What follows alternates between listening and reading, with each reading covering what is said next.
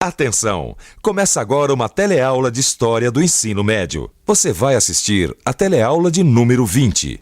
Bons estudos!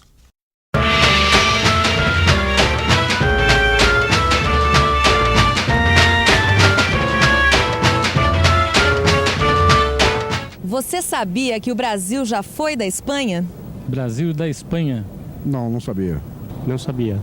A Espanha já foi uma das maiores potências do mundo, chegando a ter um império que incluía até o Brasil. Quando e como isso aconteceu é o que nós vamos ver nessa teleaula. Nessa teleaula você vai conhecer o período em que a Espanha predominou na Europa e no mundo. Vai ver as guerras que os reis espanhóis travaram para consolidar seu domínio e impor o catolicismo, e acompanhar os conflitos com a França, Holanda e Inglaterra.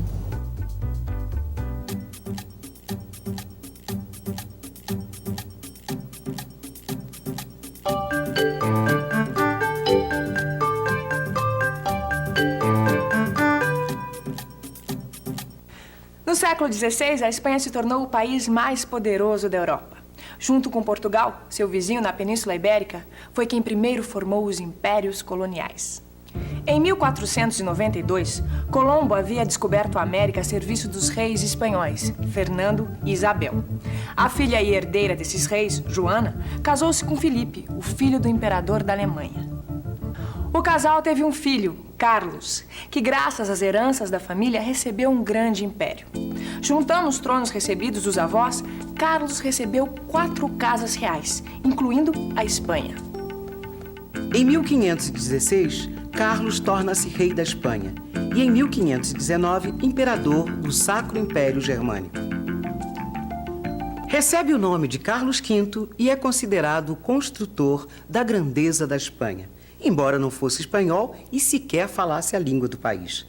A riqueza que sustentou esse império veio das colônias na América. A Espanha acabou por conquistar parte do que é hoje os Estados Unidos, México, Antilhas, América Central e toda a América do Sul, com exceção do Brasil.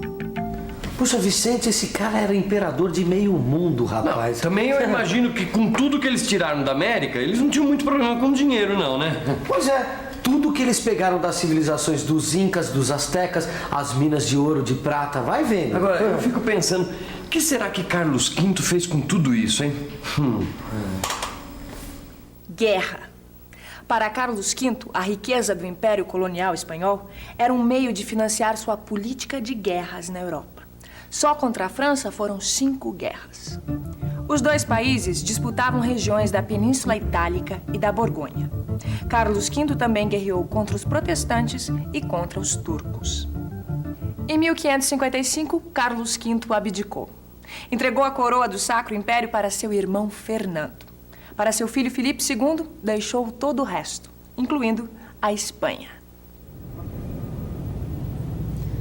Para o católico Filipe II, a unidade política do seu reino era uma extensão da unidade religiosa. O que você acharia de expulsar do país todos aqueles que não são católicos? Um absurdo. Arbitrariedade que hoje não tem tamanho, né? A expressão religiosa é livre, né? Eu acho que é um direito de escolha, né? Ele querer ou não seguir a determinada religião.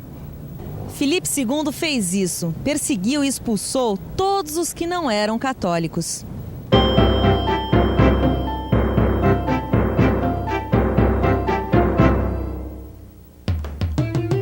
Vamos logo, mulher! Todos os protestantes, judeus e muçulmanos já se foram e nós ainda aqui! Se os soldados do Filipe II nos pegam, eu não quero nem pensar. Nós vamos parar nas mãos da Inquisição, como todos aqueles que não são católicos. Eu nem acredito. Tanta gente tendo que ir. E largando as lavouras, os negócios, as oficinas. O que der a gente leva junto pra Holanda. O que não der a gente constrói lá. Adeus, Espanha. Mas como era intolerante esse rei, Vicente, nossa. Era intolerância religiosa comandando a política. O pessoal teve que sair. Mas também ninguém ia ficar lá pra enfrentar a Inquisição. Você sabe como é que é, né? Você lembra da Inquisição, né? Eram os tribunais da Igreja Católica que julgavam e aplicavam penas nos chamados hereges. Agora tem uma coisa que eu não tô entendendo muito bem, sabe, Vicente? O que foi? Por que eles fugiram logo pra Holanda, se lá fazia parte do Império do Filipe? Porque os chamados Países Baixos, entre eles a Holanda, se rebelaram contra Filipe e acolheram de braços abertos os comerciantes, artesãos, negociantes, agricultores de qualquer religião. O talento e o capital desses imigrantes ajudou a Holanda a se tornar uma potência mundial, graças principalmente ao comércio marítimo. Em 1550, a Holanda já dominava várias rotas comerciais europeias. Em 1568, rebela-se contra a Espanha e, em 1572, decreta total liberdade religiosa.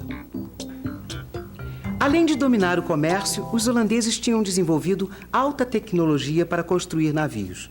Em pouco tempo, sua frota era maior que a de toda a Europa somada. E quase tudo que era produzido no mundo passava por lá para ser distribuído. Eram os grãos do Báltico levados por navios holandeses que alimentavam os espanhóis. Os holandeses também davam acabamento a produtos de outros países europeus e os reexportavam. As rotas comerciais dos holandeses cresceram tanto que no final do século XVI, eles controlavam quase que 70% dos fretes entre Brasil e Portugal. E eles pagavam a grande parte da nossa produção de açúcar, porque eles tinham uma grande capacidade de armazenamento, um volume grande de dinheiro circulando e uma variedade de produtos para o comércio. Ô Vicente. Oi. Vem cá, olha, se eu bem me lembro da história do Brasil, os holandeses ocuparam uma parte do Nordeste brasileiro, não foi? Lembrou muito bem, isso foi em 1630. Eles ocuparam uma parte do Nordeste e ficaram lá por quase 25 anos. Mas a guerra deles não era com a Espanha? Era. Mas Portugal foi quem mais sofreu com a guerra entre Holanda e Espanha. Um dos motivos é que em 1578, Portugal passou a fazer parte do Reino Espanhol. Filipe II era filho de uma princesa portuguesa e reclamou a coroa após a morte do rei de Portugal, Sebastião I. O rei espanhol anexou o Reino de Portugal e suas colônias, o que incluía o Brasil.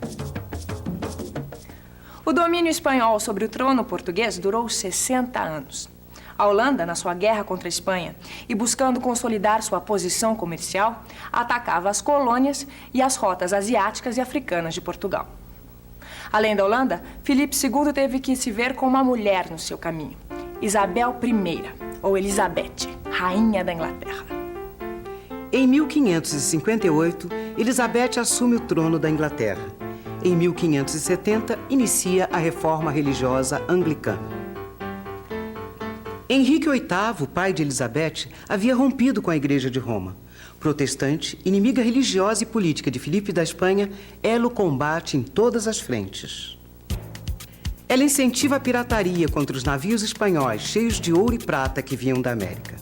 Apoia os reformistas religiosos na Europa contra a Espanha e manda decapitar Mary Stuart, sua prima católica, rainha da Escócia. Em 1588, Filipe decide atacar a Inglaterra e depor Elizabeth.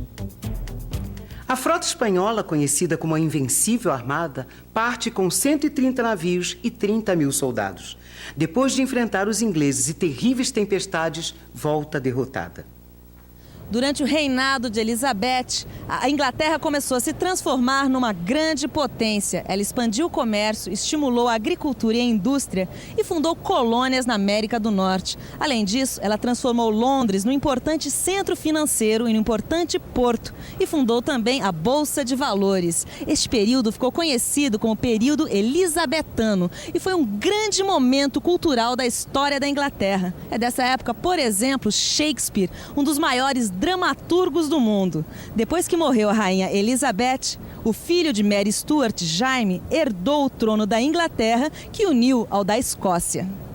Mana, você tinha razão. Em Londres, a gente tropeça na tradição em cada esquina. E tem muita coisa que lembra a época em que a Inglaterra se tornou uma potência. Fundou suas colônias nos Estados Unidos e dominou os mares. A época de Isabel I ou Elizabeth, a rainha virgem. Elizabeth jamais se casou e ficou conhecida como a Rainha Virgem. Foi a última soberana da dinastia dos Tudor e um dos obstáculos a Filipe II da Espanha. A rivalidade religiosa entre os dois foi uma marca da época. E existiu um país onde o choque das religiões levou a uma guerra civil, a França. Mas será possível que vocês não vão parar nunca de brigar com esses católicos? Sou protestante, sou calvinista. Sei. Como dizem eles, somos huguenotes. Exatamente, huguenotes. Não dá pra aguentar o que esses católicos fazem com a gente. O que eu sei é que faz mais de 30 anos que vocês estão em guerra. E com isso a França está essa bagunça. Mas não dá pra aguentar o que os católicos fizeram com a gente. Parece que você se esquece da noite de São Bartolomeu. Nunca. Eu estou vendo como se fosse hoje. 24 de agosto de 1572. Os católicos caíram sobre nós, os huguenotes. E mataram mais de 3.000 dos nossos e jogaram os corpos no rio. Estamos em 1572. Em Paris, os católicos massacram os protestantes que chamavam huguenotes. Tem início uma guerra civil que só termina em 1598. Os católicos temiam que os protestantes tentassem tomar o poder. O fim da guerra só aconteceu com a promulgação do Edito de Nantes, que garantiu liberdade de religião para todos. Com a paz, a França pôde se preparar para se tornar uma potência no século XVII, enquanto a Espanha, com todo o poder e riqueza, entrou em decadência. Filipe II morreu em 1598. Ele implantou o absolutismo na Espanha, utilizou a religião para reforçar a sua autoridade, teve o maior império da época e preparou o país para a decadência. Para entender por quê, a gente precisa pensar um pouco. Vamos pensar um pouco. Carlos V e seu filho Filipe II reinaram no período de maior riqueza da Espanha. Ouro e prata chegavam das colônias da América em quantidades nunca vistas. Mas em vez de impulsionar o país, essa riqueza foi usada para financiar guerras na Europa e defender a fé católica. A intolerância religiosa e a expulsão de árabes, judeus e protestantes significou a perda de capitais, trabalhadores e artesãos, causando um prejuízo enorme para a economia espanhola. A comida e os produtos industriais consumidos pela Espanha tinham de vir de países como a Holanda, que ganhou a independência. Sem agricultura ou manufaturas desenvolvidas, os espanhóis se tornaram um povo dependente de outros para sobreviver.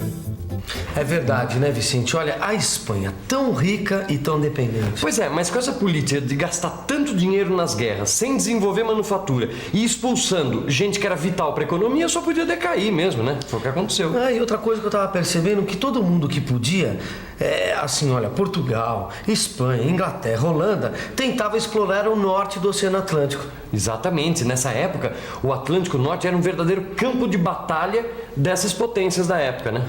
E quem conseguisse dominar as rotas para as colônias e os mercados comerciais, estava feito. Agora, o que falta? Bom, falta revisar. E atenção, se liga aí que é hora da revisão. Na teleaula de hoje, você aprendeu que durante os reinados de Carlos V e de Filipe II no século XVI, a Espanha foi o mais poderoso país da Europa e que sua riqueza vinha das colônias americanas. Viu que essa riqueza foi usada para financiar guerras na Europa, o que, junto com a intolerância religiosa que expulsou os não católicos da Espanha, tornou o país dependente em pouco tempo. Aprendeu que a Holanda e a Inglaterra enfrentaram a Espanha e começaram a se tornar potências mundiais, explorando as rotas comerciais do Atlântico Norte.